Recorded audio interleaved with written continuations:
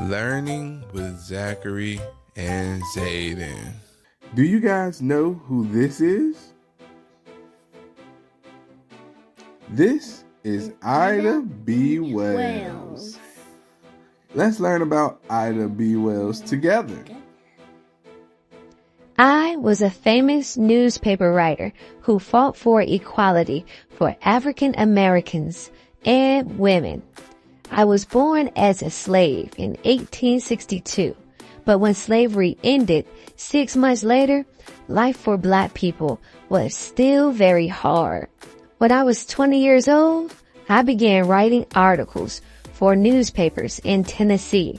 People were angry because I wrote about the bad things that were happening to black people in the South. In 1909, I helped create a group called the NAACP, who helped to make things fair for black people. I also fought for all women to have the right to vote. My work encouraged many others to continue the fight for fairness. Thank you for learning about me.